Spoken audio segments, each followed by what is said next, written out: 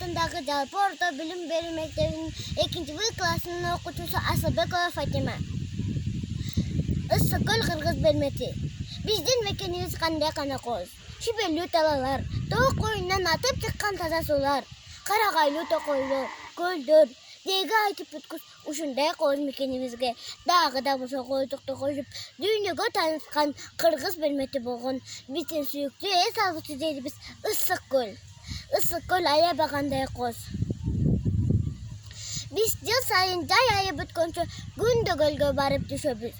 Денелерибизди эс алдырып, ден соолугубузду чындайбыз. Ысык-көл жөнүндө көптөгөн уламыштар, ыллар бар.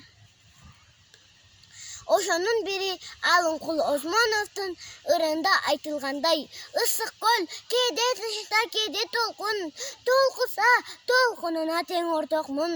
Турмушта канча жолдош күтсөм дагы, бир сырдуу сенди жолдош күткөн жокмун.